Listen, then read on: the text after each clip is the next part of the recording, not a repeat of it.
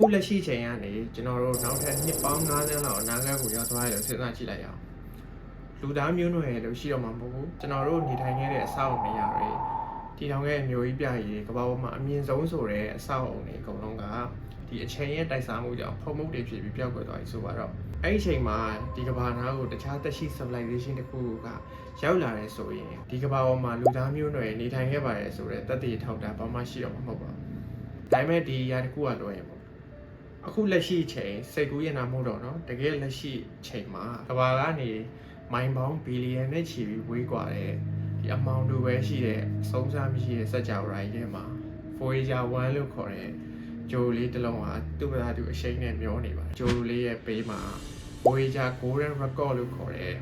ဝိုင်းများလေးတစ်ခုကို NASA scientist တွေကထည့်ပေးလိုက်ပါတယ်အဲ့ဒီအဝိုင်းများပေါ်မှာကျွန်တော်တို့ကဘာဝအတန်နေလူတွေချင်းချင်းနှုတ်ခွန်းဆက်စကားတွေပါပါတယ်ค่ะสหายนายทร အဲ့နှုတ်ခွန်းဆက်စကားရဲ့မှာကျွန်တော်တို့ခင်ဗျားတို့ပြောတဲ့မြန်မာစကားလည်းပါပါတယ်တေးစိတ်ကတော့ကျွန်တော်နောက်ကျရင်ပြောပြပါမယ်အဲ့ဆိုရင်ကျွန်တော်တို့လွန်ခဲ့တဲ့1989ခုနှစ်စီကိုပြန်သွားကြည့်လိုက်အောင်အဲ့ချိန်မှာ NASA က Voyager 1နဲ့ Voyager 2လို့ခေါ်တဲ့အာကာသစူးစမ်းရေးအစီအကိုလွှတ်တင်ခဲ့ပါတယ်သူတို့ရဲ့တောင်းကရိုးရိုးရှင်းရှင်းပါပ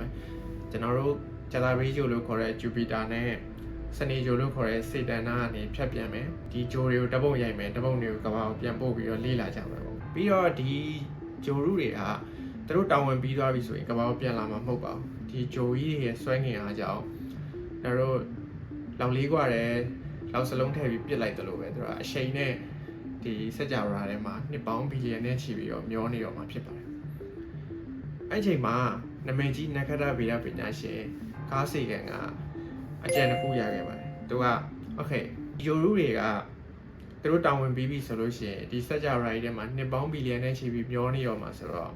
ဒီအာကာသဟင်းလင်းမြေကြီးထဲမှာတယောက်ယောက်ဓာတ်မွင်တစ်ခုခုရှိနေခဲ့တယ်ဆိုရင်ငါတို့လူသားမျိုးနွယ်လည်းရှိကြောင်းသိအောင်စာတောင်ထည့်ပေးလိုက်ရင်မကောင်းဘူးလားဆိုတဲ့အကြံရခဲ့ပါတယ်အဲ့မှာ NASA scientist တွေကလည်းလက်ခံပြီးတော့သူတို့ဒီစာကိုထည့်ဖို့စီစဉ်ကြပါတယ်အဲ့တော့နှစ်ပေါင်းဘီလီယံနဲ့ချီပြီးခံမဲ့စာဆောင်ကိုဘယ်လိုလုပ်ကြမလဲကျွန်တော်တို့တုံးနေတဲ့ USB flash drive တွေပဲထည့်မလား memory card တွေပဲထည့်ပေးမလားဒါတွေကလည်း radiation ကြောင့်ပျက်စီးသွားနိုင်ပါတယ်နောက်တစ်ခုကကျွန်တော်တို့ထည့်ပေးလိုက်တာက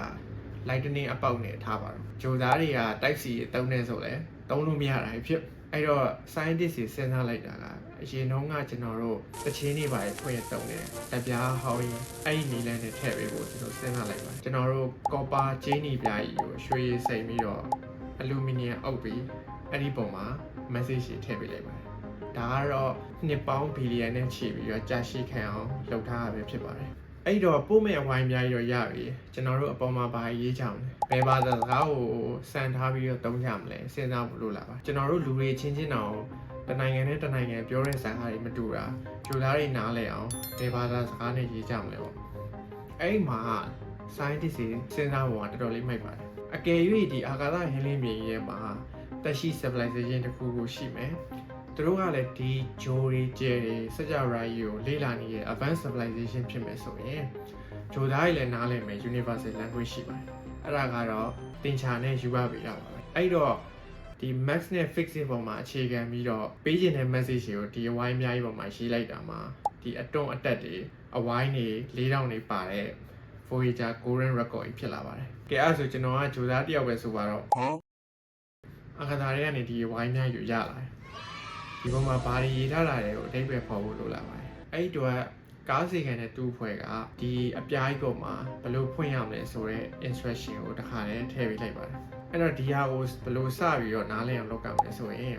ကျွန်တော်တို့ဒီဘယ်ဘက်အောက်ထောင်မှာရှိတဲ့အလုံးလေးနှလုံးကိုကြိုးစားသိရပါပြီအဲ့ဒါကတော့ကျွန်တော် hydrogen atom ကိုကိုစားပြုတာဖြစ်ပါတယ်ဘာကြောင့် hydrogen atom ကိုရွေးရလဲဆိုလို့ရှိရင်ကျွန်တော်တို့လူသားတွေဒီစัจ java ကြီးကိုစပြီးတော့လေ့လာခဲ့ရသိခဲ့တာကတော့ဒီအာကာသထဲမှာအများဆုံးက hydrogen atom ပဲဖြစ်ပါတယ်အဲ့တော့ဒီဂျိုသားတွေလည်းဒီစัจ java ကြီးကိုလေ့လာနေရဆိုလို့ရှိရင်သူတို့ဒီ hydrogen atom ရဲ့ပုံကိုသိပါလိမ့်မယ်လို့ကျွန်တော်တို့ယူဆခဲ့တယ်ပေါ့ဒီမှာကျွန်တော် technical ဘိုင်းလေးနည်းနည်းပြောမယ်ပေါ့ဒီ electron နဲ့ proton ကသူက direction နှစ်ခုတူလဲနေတဲ့ချိန်ကနေ direction ပြောင်းပြီးတော့လဲတဲ့ချိန်ကြလို့ရှိရင်အဲ့ hydrogen atom နဲ့ electromagnetic wave တွေထွက်ပါတယ်အဲ့ဒီ wave ရဲ့ wavelength က21 cm ရှိပြီးတော့အဲ့ဒါကိုအချိန်နဲ့ပြောင်းကြည့်မယ်ဆိုရင်တော့0.7 nanosecond နဲ့ညှိပါတယ်အဲ့ဒီ hydrogen atom ရဲ့ gravity ကိုတခြား civilization ကလည်းသိမယ်ဆိုလို့ရှိရင်သူတို့ဒီတက်ပြားကြီးတစ်ခုလုံးဖတ်လို့ရပါပြီနောက်တစ်ခုကတော့ကျွန်တော်ဒီတက်ပြားကြီးပေါ်မှာကဏ္ဍတွေကို binary code နဲ့ထည့်ပေးထားပါတယ်အဝိုင်းပပတ်လေကထောင်ထားတဲ့ချောင်းလေးတွေကတော့တစ်ဖြစ်ပြီးတော့လှည့်ထားတွေက0 3ညဖြစ်ပါတယ်binary number အနေနဲ့ပြောင်းကြည့်မယ်ဆိုလို့ရှိရင်တော့ဒီကဏ္ဍတွဲရတယ်ပေါ့အဲ့ကဏ္ဍတွဲကြီးကိုခုန hydrogen atom ရဲ့ပုံစံနံပါတ်နဲ့မြောက်လိုက်မယ်ဆိုရင် 0.003586 second ဆိုပြီးတော့ထွက်လာအဲ့ဒါကကြိုးသားတွေကိုမင်းတို့ဒီတက်ပြားကြီးတပတ်လည်ဖို့ကဒီလောက် second ကြာတယ်ဆိုပြီးတော့ပြောပြထားဖြစ်ပါတယ်နောက်တစ်ခုက scientist တွေက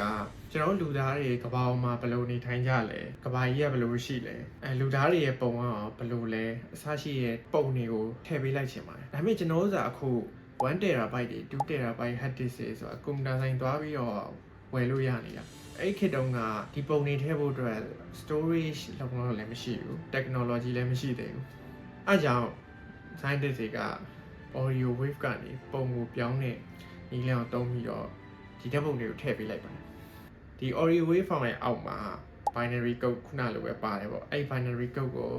ခုနတက်တယ်လို့ပဲ hydrogen atom constant number နဲ့မြောက်လိုက်မယ်ဆိုရင်8 millisecond ဆိုပြီးရပါတယ်အဲ့ဒါကတော့ no wave file တစ်ခုကိုဖတ်မယ်ဆိုရင်8 millisecond ကြာမယ်ဆိုပြီးတော့ဂျိုသားတွေကိုပြောပြထားတာသူရဲ့အောက်ကတော့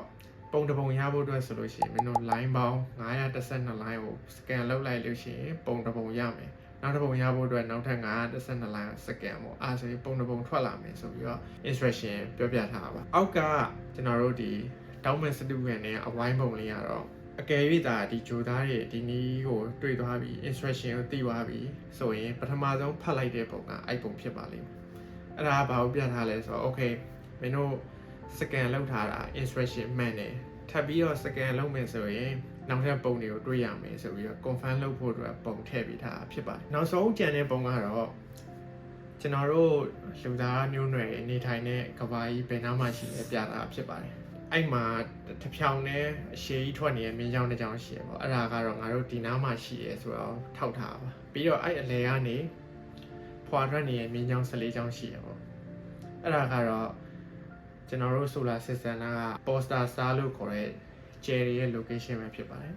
poster star တွေကိုကျွန်တော်တို့ space lighthouse အခါသားတွေကမီးပြလိုက်တယ်လို့လည်းခေါ်ကြရပေါ့ဘာကြောင့်လဲဆိုတော့အဲ့ဒီကျဲတစ်ခုချင်းစီမှာသူတို့ကိုယ်ပိုင်လဲနေတဲ့ချိန်လုံးတွေရှိပါတစ်ခုနဲ့တစ်ခုမတူကြဘူးပေါ့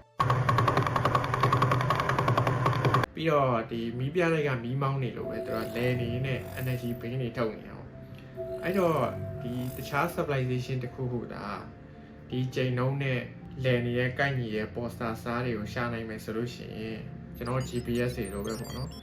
triangulate လုပ်ပြီးတော့ကျွန်တော်တို့ရှိမဲ့ location ကိုသူတို့သိနိုင်ပါတယ်အဲ့တော့ဒီတက်ပြားကြီးကိုကျွန်တော်ဘယ်လိုဖတ်မလဲသိသွားပြီဆိုရင်အဲမှာပါလဲပေါ့ပထမဆုံးပါတာကတော့ကျွန်တော်တို့ကဘာကြီးရဲ့အတန်တွေပဲဖြစ်ပါတယ်တဘာဝအတန်တွေဖြစ်တဲ့လေတိုက်တဲ့အတန်မိုးရွာတဲ့အတန်မိုးချိန်တဲ့အတန်နောက်ကျွန်တော်တို့လူသားတွေရဲ့အတန်တွေဖြစ်တဲ့နှလုံးခုန်တဲ့ဒီနေရာနေကလေးကိုပထမဆုံးပြောတဲ့စကားလုံးအတန်ရှင်းတဲ့နေပါပါတယ်အဲ့ဒါကတော့ကျွန်တော်တို့လူသားတွေကိုရှင်ကျေးမှုတွေဘာသာစကားတွေမပါဘဲနဲ့အတန်းအနေနဲ့တစ်ဆင့်အစပြီးတော့ပုံဖော်ကြည့်ဖို့ပဲဖြစ်ပါတယ်နောက်တစ်ခုကကျွန်တော်ပုံတွေထည့်ထားရပြောရပေါ့အဲ့မှာပုံပေါင်း115ပုံထည့်ထားပါတယ်ပုံတွေကတော့ကျွန်တော်တို့ရဲ့သိပ္ပံပညာနဲ့ပတ်သက်တဲ့ပုံတွေနောက်ကမ္ဘာပေါ်မှာလူသားတွေဘယ်လိုနေထိုင်ကြလဲကျွန်တော်တို့လူသားတွေရဲ့ anatomy ပုံတွေပါထည့်ပေးလိုက်ပါတယ်နောက်တစ်ခုကတော့လူမျိုးတွေကတယောက်နဲ့တယောက်ယဉ်ကျေးမှုမတူတာကိုသိအောင်ရွေးချယ်ထားတဲ့တခြင်း28ပုံထည့်ပေးလိုက်ပါတယ်ချင်းနေအောင်ဒီချင်းတွေပဲဖြစ်ပါတယ်ကျွန်တော်တို့ဖွင့်မပြတော့ပါဘူး copyright မိမှာဆိုလို့ပါနောက်ဆုံးပါတာကတော့ဘာသာစကား55မျိုးနဲ့ no concept စကားပြောထားတာဖြစ်ပါတယ်အဲ့ဒီမှာကျွန်တော်တို့ခင်ဗျားတို့ပြောတဲ့မြန်မာစကားတန်လည်းပါပါတယ်အဲ့ဒီတန်ကတော့မာရဲ့လားခင်ဗျာမာရဲ့လားခင်ဗျာဆိုတဲ့ no concept စကားပဲဖြစ်ပါတယ်1989ခုနှစ်အတုံးလုံးဖြစ်တဲ့အတွက်နေကောင်းရဲ့လားခင်ဗျာကျမ်းမာရဲ့လားခင်ဗျာပြောချင်တာဖြစ်ပါလိမ့်မယ်အဲ့ဒီအတန်ကိုတော့ဦးမောင်မျိုးလွင်ဆိုတဲ့သူရဲ့အတန်ကိုထည့်သွင်းခဲ့တာဖြစ်ပါတယ်။နောက်နှစ်ပေါင်းဘီလီယံနဲ့ချီကြာတဲ့အခါကျွန်တော်တို့နေမင်းရာအိုမင်းရောလာပြီးတော့နောက်နေထိုင်တဲ့ကဘာကြီးကလည်းတစ်ချိန်ချင်းမှာပျက်စီးသွားပါလိမ့်မယ်။ကျွန်တော်တို့အလူရဲ့လူယူခဲ့ကြတဲ့အရာတွေတမိုင်းတွေဗီဒီယိုတွေလူသားတွေချင်းချင်းဖြစ်ပျက်ခဲ့တဲ့ကိစ္စတွေအကုန်လုံးက ပျောက်ခဲ့သွားပါလိမ့်မယ်ဒါပေမဲ့ voyage ဟာအပြင်မှာရှိနေဦးမှာဖြစ်ပါတယ်လူသားမျိုးတွေမရှိတော့ရင်တော့မှကျွန်တော်တို့ရဲ့တပ်ပုံတွေတချင်းတွေရွေးထွေးတဲ့မြန်မာစကားတွေဖြစ်တဲ့မားရဲလာခင်များဆိုတဲ့အတန်လေးဟာကျဲကြားမှာထာဝရရှင်နိုင်နေဦးမှာဖြစ်ပါတယ်ဒါတစ်ချိန်ကကဘာလို့ခေါ်တဲ့အောင်ကျိုးသေးသေးလေးပေါ်မှာလူသားတွေရှင်နိုင်ခဲ့ဘူးတဲ့ချစ်ခင်ခဲ့ဘူးတဲ့လှပတဲ့အရာတွေကိုဖန်တီးခဲ့ဘူးတဲ့ဆိုတဲ့သက်သေထောက်ထားပဲဖြစ်ပါတယ်ဒီမှာကျွန်တော်ခင်ဗျားတို့မိကုန်းတစ်ခုမေးချင်ပါတယ်အကယ်၍ NASA ကနောက်ထပ် Golden Record အသစ်တစ်ခုထပ်လုပ်မယ်ကျွန်တော်တို့မြန်မာနိုင်ငံကလည်း message တစ်ခုထည့်ဝင်ရမယ်ဆိုလို့ရှိရင်အသစ်အနေနဲ့ပါထည့်ခြင်းတယ်ကျွန်တော်တို့ရဲ့ရိုးရတချင်းတန်နေလားရိုးရကလားဒါမှမဟုတ်ဈေးကြီးပထိုးတွေပို့များပါဆိုတဲ့ပကံရဲ့တပ်ပုံလေးလားအားလေးကို comment မှာမှန်ပေးခဲ့ကြပါဦး We step out of our solar system into the universe seeking only peace and friendship, to teach if we are called upon, to be taught if we are fortunate.